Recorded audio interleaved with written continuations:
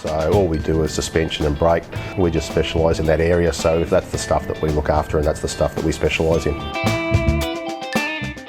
Hello and welcome to the Gameface Mpnfl Division 1 footy show. It's finals time and we're joined by Sereno Ruckman, Luke Loudon and Lockie Wallace from the Frankston ICW Stone Cats. And don't forget, Tony Blackford. The home and away season's finished with finals conference Pines and Dramana losing their round 18 matchups. We'll speak about it a bit later in the show. Frankston ICW gained the mental advantage over Bomb Beach after a dominant display. Rosebud thinks what have been when they thrashed the Bombers. Mpnfl Asphodel ends a tough year in a good note, and so does relegation-bound Mornington. This is the Gameface Division 1 footy show. Get your game face on. Get your game face on. Yeah. Game. Get your game face. Get your game face on. Get your game face. Welcome Luke, welcome Lockie, and welcome Blackers. We'll start with you, Luke. What a cracking win over the weekend. Yeah, it was a good win. Got over the Pines finally. So and it's been a few times. I think it was 4 times in a row that Pines were able to beat Sereno Footy Club, and you know the way you went about it on the weekend, it was wonderful result. Yeah, it was a really good result, but I don't think we're getting too carried away at this stage. It was the last game of the home and away season, so a long way to go yet. And it's an interesting plug. I like to see how some, Pines and Sereno weren't going to change places really. No. And do you give a few blokes a bit of a rest going into the finals campaign? I don't know. Yeah. Yeah, it's a bit like that. Luke, you spoke off camera before not knowing what to take out of the game. We'll ask you a bit more about it a bit later. Lockie, Frankston ICW had a pretty convincing win and have gained that mental edge over Bomb Beach. How did you take the win, mate? Yeah, definitely. Got the job done, but at the end of the day, we were playing the same team 2 weeks in a row, so it's always going to be an interesting way to look at it. So we kind of went in and tried a few things that we might not have done in a normal game, and the boys played really well, and I guess we're at half time now. So your last month has been fantastic, Locke, hasn't it? Yeah, it's been good to get a few of the boys with a bit more continuity and play footy together. We've had a lot of injuries the last couple of years, which is no excuse or anything like that, but it's nice to have all the boys on the park. Yeah, they're reasons. It's frustrating, but it's nice to get to this point of the year and have pretty much a full squad to pick from. Yeah, and the boys from Richmond are back, aren't they? They are, Streety and BJ. It's lovely having them rocking up each week. It's an exciting time of the year going into the finals for Division 1. We've also got plenty of coverage with Paddy and Goose live and loose with Paulie Wilson every Saturday at 8:30 from Degarni's in Mornington, Benton Square. We're not sure who the guests are for this week, but be sure to have a look out on Facebook. We'll be back with more straight after this, thanks to the Frankston RSL. Welcome back to the Division 1 footy show, thanks to the Frankston RSL. We always love to get to know our guests and talk a little bit away from footy. Lockie, we'll start with a footy topic. Ex-VFL at Collingwood, mate. How did you enjoy your time there when you were? Yeah, loved it. Collingwood supporter growing up, so it was kind of a bit of a dream come true to have Tark and Lockie call me just out of Stingrays, and it was what a wonderful opportunity. It was a very easy decision to head up there and give that a crack, and was lucky enough to be there for 6 years. So. You've been smart about your self-promotion tonight too, mate. You've got the Virtus cap on. I just haven't had a haircut in a few weeks, so yeah, easy plug. No, mate. Virtus Performance in Mornington is humming along just nicely. How long have you owned the business for now? So we've been there for almost 4 years. Is there any Mpnfl athletes that attend, not from Frankston ICW? I know they're a major sponsor of the club, but is there any athletes that you've actually coached through into an elite level as well, footy-wise? Yeah, we've been pretty lucky to have a range of football, netball from across the peninsula. Like it's great having the 17, 18-year-old athletes who are looking to make that next level come in and look at, whether it be injury prevention and stuff like that, or whether it be strength, speed, power. It's great to actually have local athletes who want to make that next step, and it was. I saw how the elite systems worked at the Pies, and I was like, I want to take that back to everyone. And you've had some success over the years, mate. How many premierships for the Stone Cats? I've played in 4. It's been a good run for us. 4 of 7. And you used to do something that Lockie Street and Brenton Credlin are doing at the moment, alongside another player that's handy, or was handy back then, Anthony Barry. You came back usually in the VFL, out of the VFL, and got to enjoying some success in the team as well, because you didn't always play at YCW. You were generally at Collingwood, weren't you? Yeah, it was tough some weeks. Being an AFL line club, you've got 5 or 6 spots up for grabs, but managed to play a few games there over the years, and it was always great coming back to YC, and we've been a pretty strong club for the last 10 years or so. So being able to come back and play in a win with the boys and manage to sneak a couple of flags there, which is always good. Who's the best bloke at Frankston ICW? Not Kevin Lilac. Best bloke, Riley Hodgson, superstar. What was your junior club? Where were you? So I Were you Stone Cats or? I grew up in Carrum Downs, played at Seaford Right. up until under 13s, and then Right. we moved to Pearcedale, so I played at Pearcedale for a year. Yep. And then, something drew me to Frankston YC and played juniors there from 15s onwards. We're just going to have a look at an article that came out a few years ago. Anthony Rocker giving you praise back in your Collingwood days, mate. How did it feel to be a Collingwood supporter, to have the Pebbles, Anthony Rocker, having an opinion of yourself? Yeah, it was pretty fortunate to have blokes like Pebs and Tarks, and we had Dale Tapping there as our coach for most of my time there, and just to have the blokes that you grew up barracking for there coaching you and teaching you how to improve your football was wonderful. Luke, ex-Adelaide and ex-Hawthorn, mate. You enjoyed your time in the system? Yeah, loved it. Pretty special, and something I'll always cherish forever. It feels like a lifetime ago now, but it's only a couple of years ago, but feels like it's a long distance away. So yeah, it was good. You're not the only bloke on the Sorrento list with with experience in the system as well. Tapscott and Gibbo. I hope I'm not forgetting anybody. Mitch Hallahan. Mitch Hallahan as well, the pig. I'll cop that from him. He'll remind you, mate. How many centimetres tall are you? I think about 205 and a half. Yeah. And you went up But I against like to round it up to 206 if I can. in the Gameface record up 206. Yeah. With your matchup on the weekend, Russ Gabriel, you had a couple of heads on him. He's not a small fella either. How did you take that ruck battle? Yeah, he's a really good player. Played against Russell many years ago when I was an 18-year-old kid. So remember playing him, and he's a super player, and hopefully I'm sure we'll match up against each other at some stage over the next few weeks for sure. We'll be back to ask the boys a few more questions about their personal lives, thanks to Ambience Catering. Welcome back to the Mpnfl Division 1 Footy Show. Thanks to Peninsula Safety and Workwear. Luke, we're not quite done with you yet, mate. I made a phone call today to get some, I wouldn't say dirt, but some knowledge about yourself. Sounds like dirt. It's dirt. 5 sausage dogs. Oh, I've got 2 myself, Herbert and Homer, but Mum and Dad have got three themselves, so they're a bit of a crew when they get together, for When sure. they rock up. And was this crew on the commercial that I'd heard so much about? Which we're going to try and get some footage of the commercial. No, you'll have to search very hard to find that. It's in the archives of YouTube, very well hidden. It was a commercial for my brother.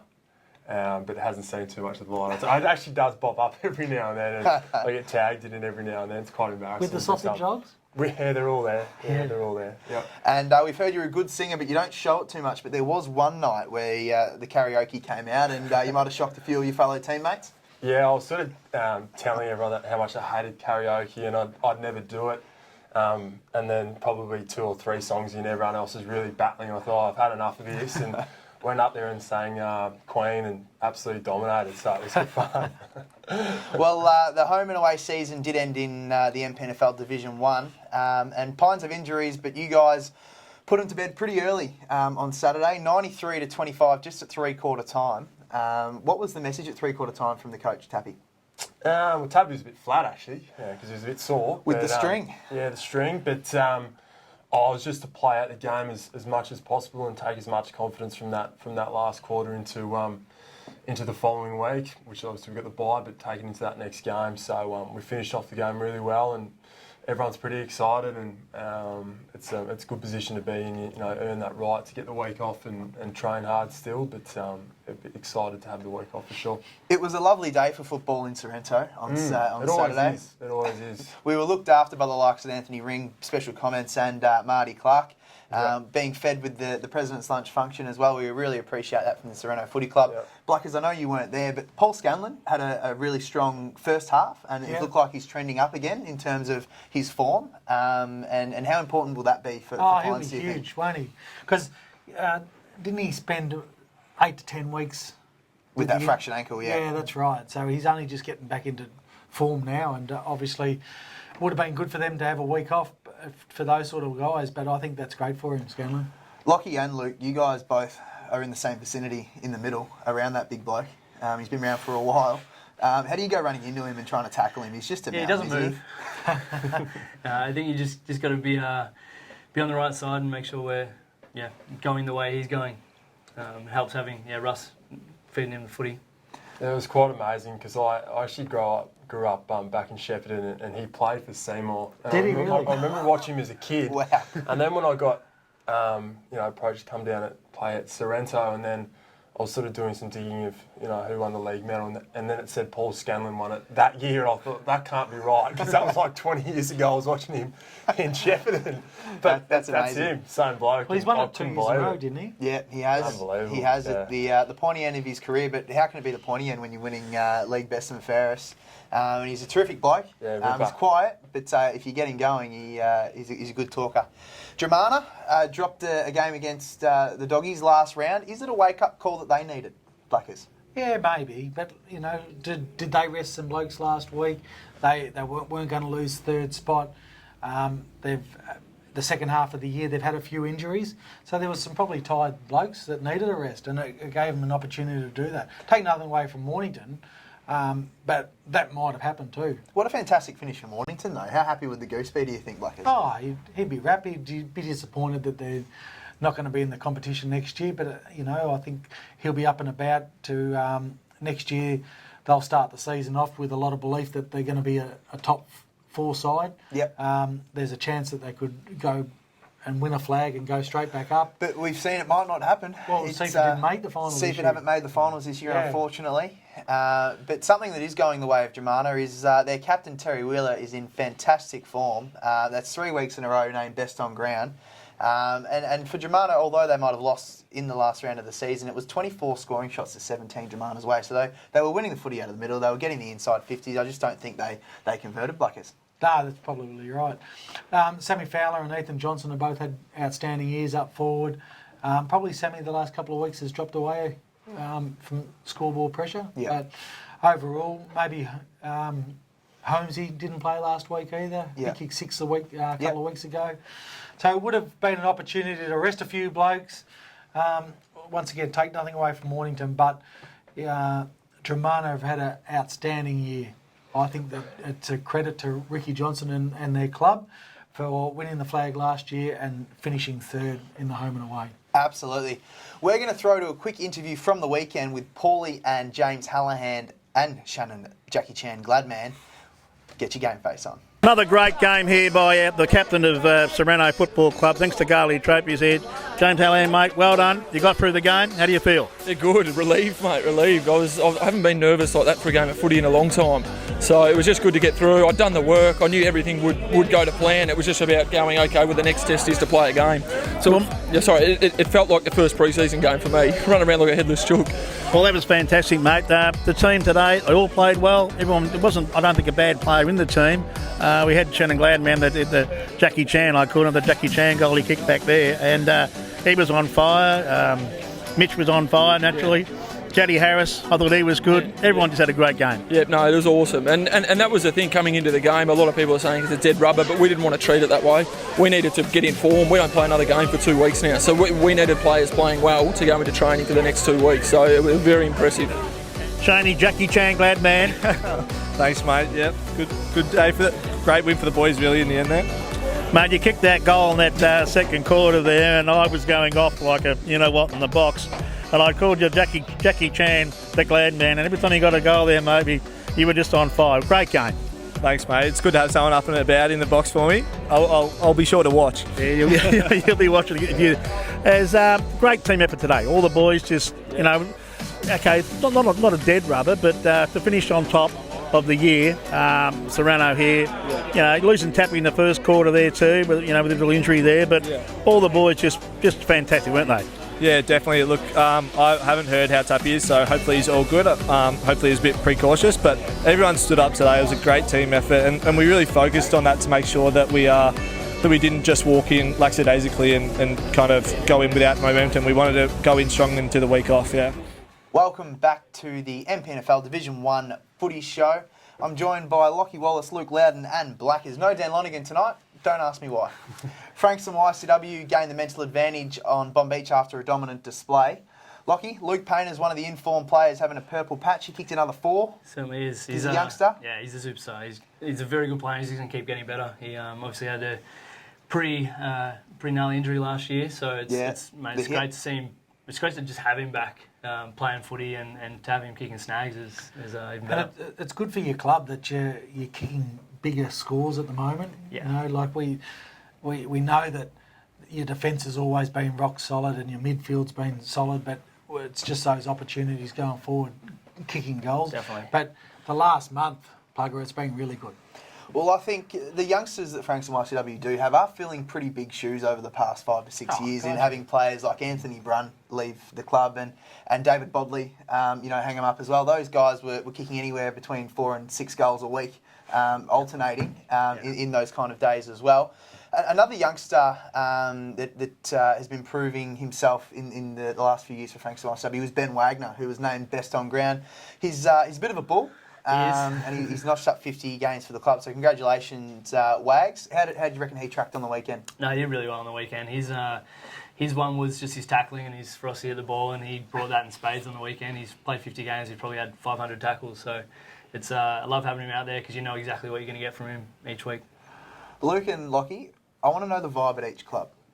What's the vibe like at Sereno at the moment? Is it excited? Is it let's not get ahead of ourselves? Where does it sit? That's obviously excited, but you want to try and keep a lid on it as much as possible. We had some dinner together on Saturday night at the pub, which we always try to do, and we'll have training tomorrow night, and then we've got a bit of another session on Saturday. So we're all really excited, but you don't want to get too ahead of yourself at this point in time. Lockie, there was a time where there was whispers of Frankston YCW not making the finals this season. Who said that? Hulks did. Chris Holcomb. Chris Holcomb was off the YCW bandwagon. But that game, I think you beat Rosebud, and I think you had the Gala Ball that night as well. No, Rosebud beat us. We Dramana. Beat Dramana. Beat Dramana. That kind of kick-started it. And kick-started, obviously, the belief in playing finals, and now there must be some genuine belief in doing some damage in the finals. Yeah, definitely. I think we've always... me certainly and our leadership group always believe that we're good enough, but I think having a few of the guys that have been around for the last 7-8 years and then having the younger guys coming up, there's obviously we've got to mix as a group, and we've got to all believe that it's possible, and those boys that are a bit younger have got a couple of years of footy under their belt now, and they're starting to play a lot more consistent. They're doing really well. One bloke before you go, one bloke that hasn't been there for the last 4 or 5 weeks is Ongarello. Is he a chance? Yeah, bloody oath. Yeah. All he has to do is see ball, punch ball, so he'll be fine. He's terrific. Wonderful defender. Yeah, Big Ongra. You're watching the Gameface Division 1 Mpnfl Footy Show. We'll be back with more after this, thanks to SPT Tracking.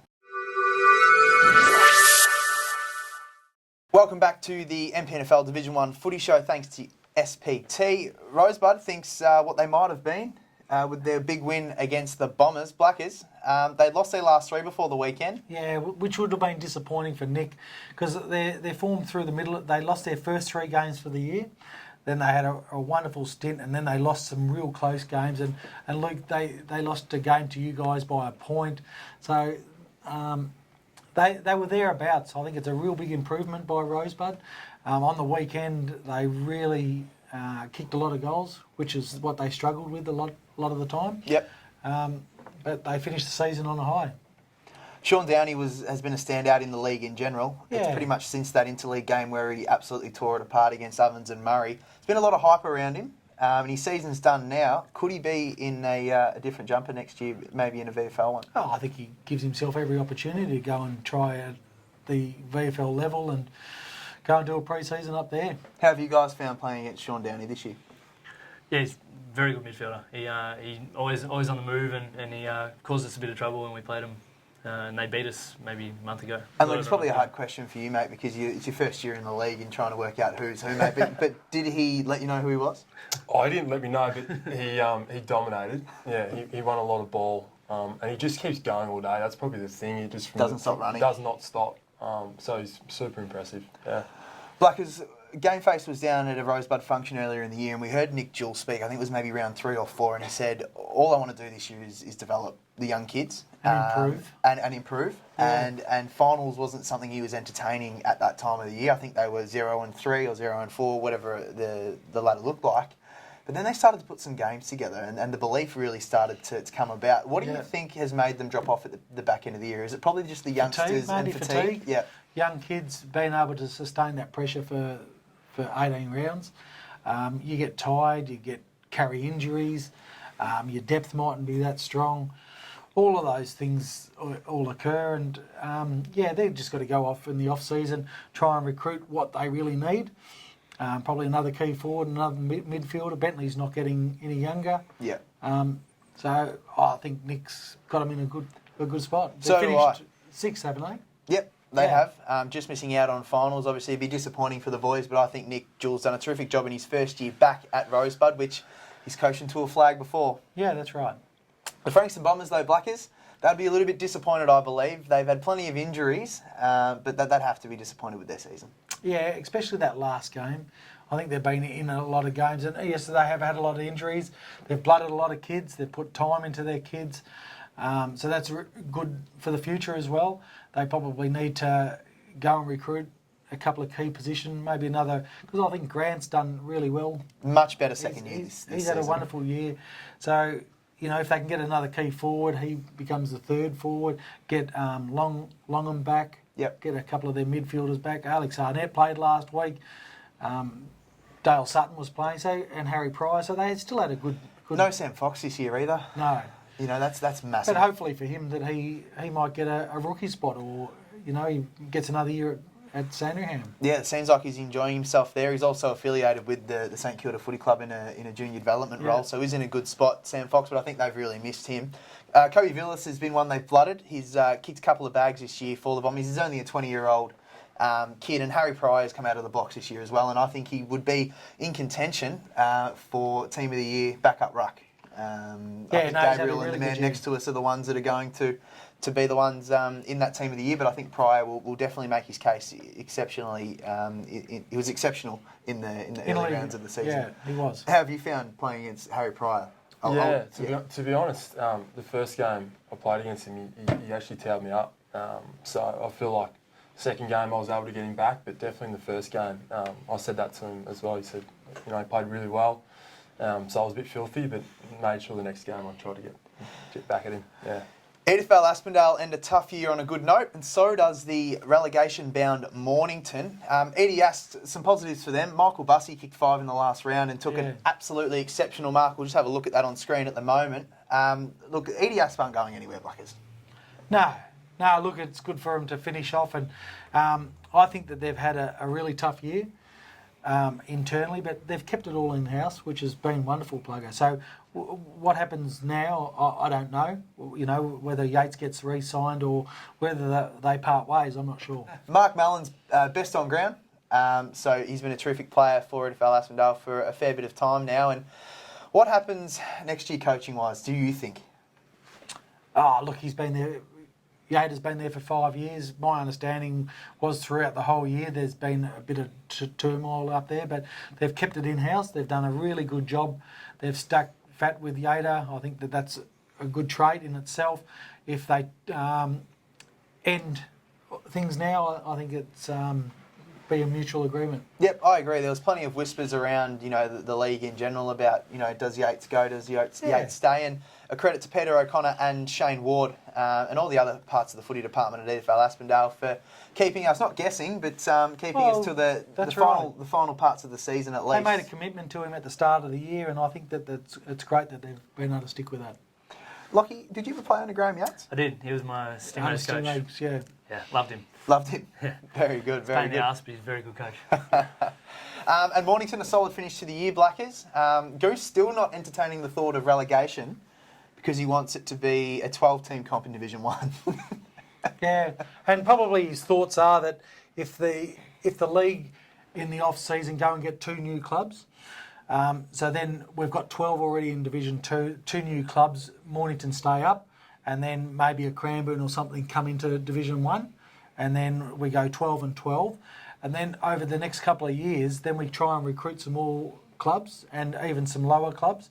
And then that means that we could then take 2 out of Division 1, 2 out of Division 2, recruit another 4 clubs, and then we have a Division 3 with 8 clubs starting a Division 3 competition. I'm not very good at maths, so I'm not sure what you guys were just speaking about today.